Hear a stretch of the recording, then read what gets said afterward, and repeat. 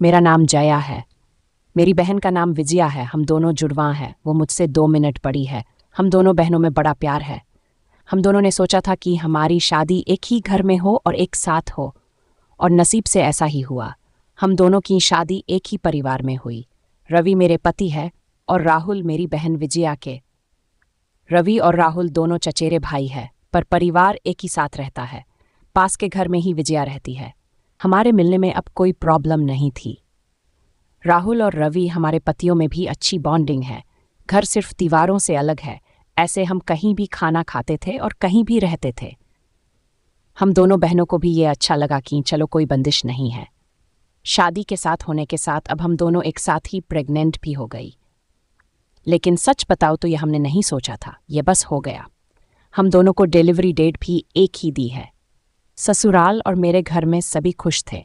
हम दोनों बहनें एक साथ ही अपने घर गई, और एक और संयोग हुआ कि हम एक साथ ही अस्पताल भी गए डिलीवरी के लिए। मेरी डिलीवरी में कुछ प्रॉब्लम होने की वजह से ऑपरेशन जरूरी हो गया। कुछ समय के लिए तो होश में रही, लेकिन बाद में मुझे याद नहीं। आंख खुली तो पता चला कि मुझे लड़का हुआ है।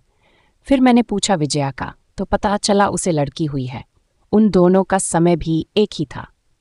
हम दोनों बहनें खुश थी और कुछ समय बाद ही अपने ससुराल वापस आ गई। अब हम मां बन गए थे तो ज्यादातर एक दूसरे के साथ अपने बच्चों को संभालते थे। बच्चे जल्दी ही बड़े हो जाते हैं। छोटे बच्चे किस पर गए हैं ये पहले समझ नहीं आता है, थोड़े बड़े होने पर ही पता चलता है।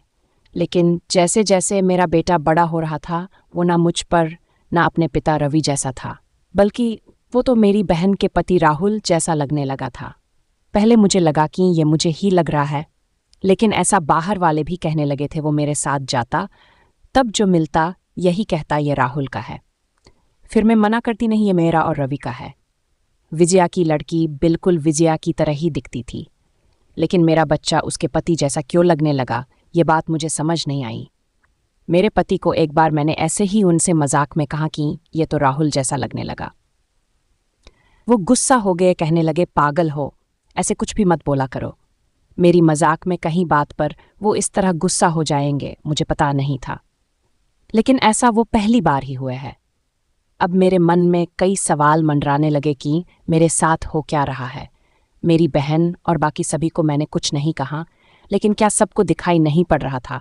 लेकिन कोई भी इस बारे में जिक्र भी नहीं करता था। कुछ महीने ऐसे ही और चला गया, लेकिन मेरे दिमाग में यह सब चलता ही रहा। फिर मैंने सोचा कि मैं अपनी बहन से बात करूं। मैंने उससे डायरेक्ट नहीं पूछा, क्योंकि हो सकता है वो गलत तरीके से ले ले, और मैं नहीं चाहती थी कि मेरी वजह से उसके और राहुल में कुछ तनाव पैदा हो। मैंने ऐसे ही उससे ही मजाक में ही कहा कि ये तो धीरे धीरे अपने चाचा जैसा लगने लगा, और लगेगा भी एक ही परिवार के तो है। वो थोड़ा सा मुस्कुराई। बस अब मैंने पकड़ लिया कि मैं अपने बहन को बचपन से जानती थी। कुछ छिपाने वाली मुस्कान थी। वो जल्दी से कुछ बहाना करके वहां से चली गई। इस घर में ऐसी कोई बात है जो मुझसे छिपाई जा रही है। मैं अब शक भी करने लगी, सब पर, अपने पति पर, बहन पर, उसके पति राहुल पर। मैं कुछ बहाना करके बिना बताए अपने घर मायके गई। विजया को नहीं बताया। मेरी माँ से जाकर मैंने कहा कि मुझे पता नहीं क्या हो रहा है, मैं पागल हो गई हूँ, कुछ भी उल्टा सीधा सोच रही हूँ। थोड़े दिन यहाँ रहती हूँ, शायद दिमाग शांत हो जाए। मैं थोड़े दिन वहाँ रुकना चाहती थी, लेकिन 2 दिन में ही वापस आ गई, जवाब के साथ। इस दौरान भी मेरी बहन का फोन आता रहा माँ के पास। शायद कहा रही होंगी कि जया को कुछ पता मत देना, लेकिन मेरी माँ ने मुझे बता दिया। उन्होंने कहा कि शायद अब समय आ गया है कि तू जान ले, नहीं तो तू कुछ उल्टा सीधा सोचने लगेगी। मैं अपने ससुराल गई। मेरे पति जाते ही बोले कि ये क्या तरीका है, ऐसे भी कोई बिना बताए जाता है।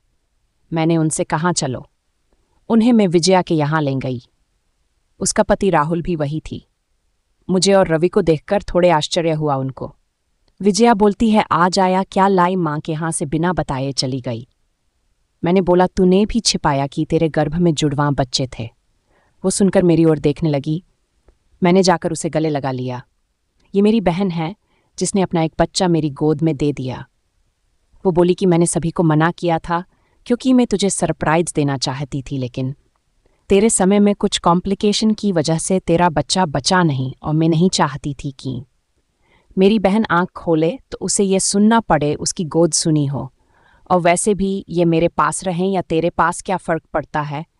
मेरी बहना को गले लगकर मैं बहुत रोई।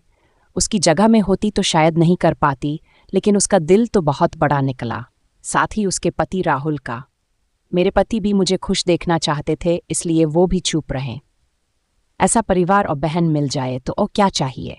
उसके किए एहसान को मैंने अपने पास ही रखा, उसे बहुत प्यार देने की कोशिश करती हूँ। आपको ये कहानी कैसी लगी हमें कमेंट कर ज़रूर बताइए। आप इसी तरह की अच्छी कहानी यहाँ सुन सकते हैं, तो बने रहिए हमारे साथ और हमें प्यार और सपोर्ट दीजिए।